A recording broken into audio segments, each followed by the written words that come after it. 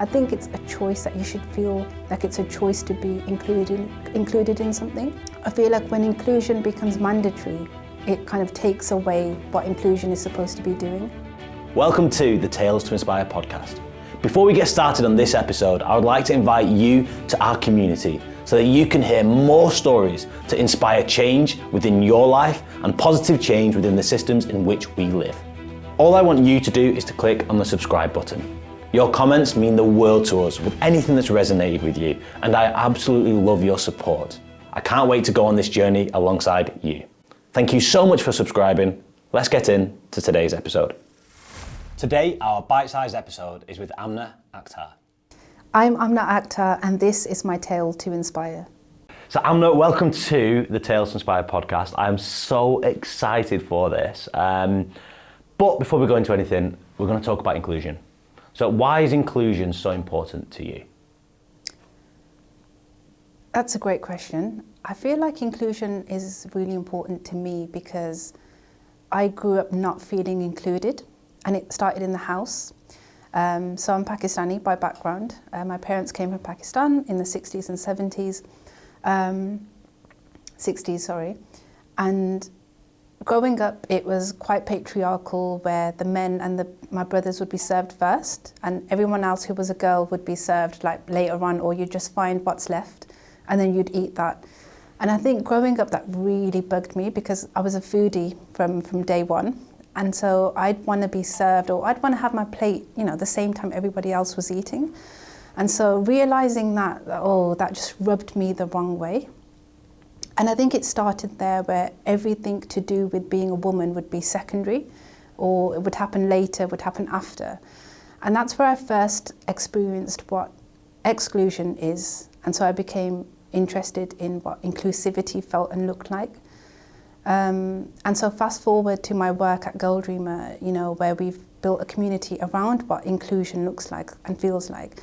I feel like it's entirely important to me because I know what it's like to feel excluded. So yeah, that's just a bit of background as to why it's important, because I have that first-hand experience from a young age. So let's go at the family background and inclusion in the family, which I don't think is talked about a lot. It's usually talked about in the workplace or in society, but from the family's point of view, what can be done to either change that, or is it just that's the fact of how some families are going to be forever?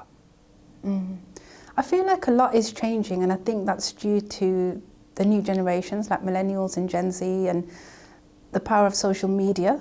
I feel like sometimes when it's very awkward to have a conversation around what inclusivity can feel like, especially in the house when things are done out of tradition and culture, sometimes it's easier for you to sit in your private rooms in the house and scroll on social media and learn through a more relaxed, kind of comical, sometimes more friendly way, which kind of eases the information as it drips onto you. Sometimes seeing it through a meme, a video, a reel or something, or seeing it through someone else's lived experience and hearing it through that way can maybe allow you to feel like, oh, is that what my sister feels like? Is that what my mother feels like? And I feel like sometimes through the power of social media, so many of us are learning so many different things at a rapid pace. I feel like things are changing now. And just having more exposure to different cultures, especially living in the West, like how my family came from Pakistan to live here. You're exposed to so many more people, so many different cultures. And so I do think you do take on some of those traditions and ideologies, and it does tend to change, impact and shape you as families, as people, as individuals. And I'm hopeful that, it is changing. So yeah. So inclusion in the workspace and in society is one of those buzzwords at the moment. Everyone's talking about inclusion and diversity and how we can, maybe since George Floyd and what happened then, it's kind of been definitely more aware. But some people are doing it for ticking boxes. Some people are doing it but don't really know what they're doing. How can, as a workplace, we be more inclusive, and what are some of the things that we can do? I feel like when it comes to inclusion in the workplace, I feel like we're doing too much. Hear me out. All right, okay, let's go for this. I feel like we just need to strip it back and almost go back to that child within us. So like when we're being raised, we learn those like key principles and values of like kindness and sharing and caring and respect and, you know, love each other. I feel like we just need to bring it back to that.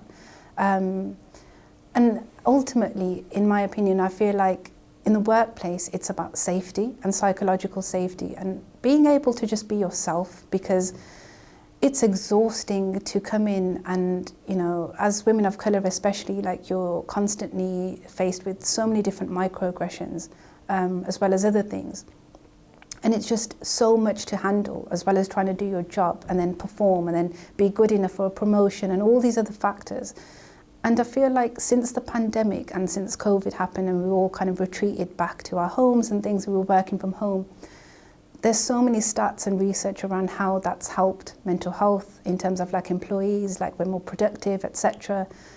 And I mean, that's just proof as to what we could maybe start doing is allow people to have autonomy over their day, over how they want to wake up, what they want to wear.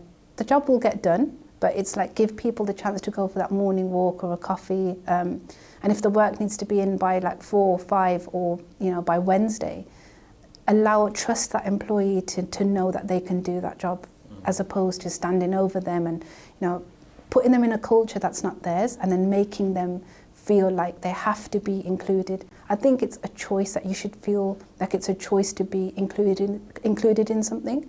I feel like when inclusion becomes mandatory, it kind of takes away what inclusion is supposed to be doing. Yeah, and I guess that then connects to culture. Like how I'm the worst micromanager. To be honest, I could not give a damn about micromanaging anyone. I'm like, if someone says, you've got a deadline, I'm going to be the last person in the world to say, have you done this? We need to get this done. This is how you do it. There's your deadline. Get on with it however you want to do it. I'm not bothered. And the other side of it is, people leave their personalities at the door when they go to work.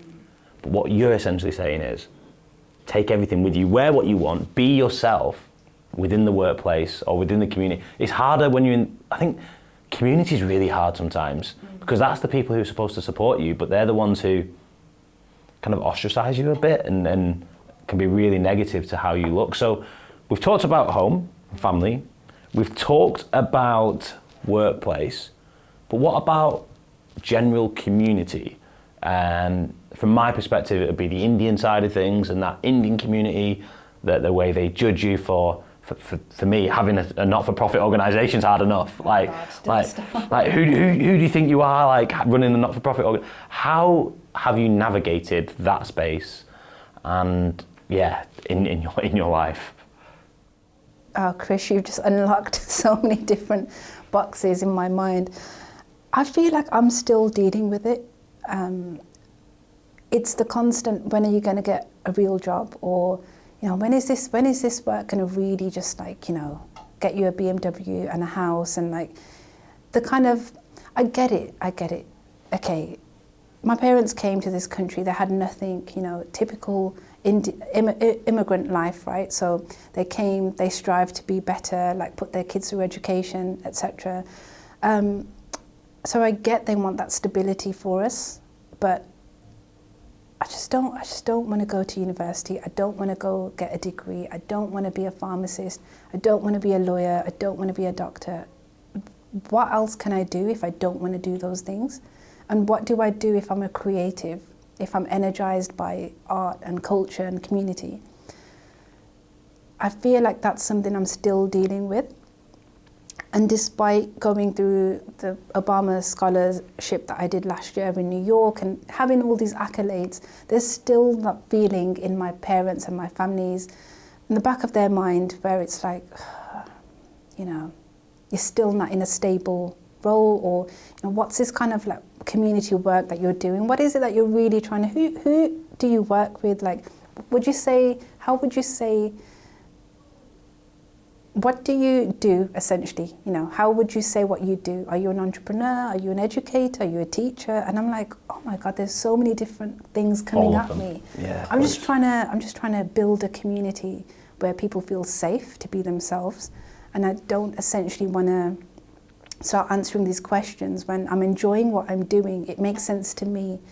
And again, it goes back to that feeling of inclusion. Like, I feel safe doing what I do, and I love knowing that I create that safety for others.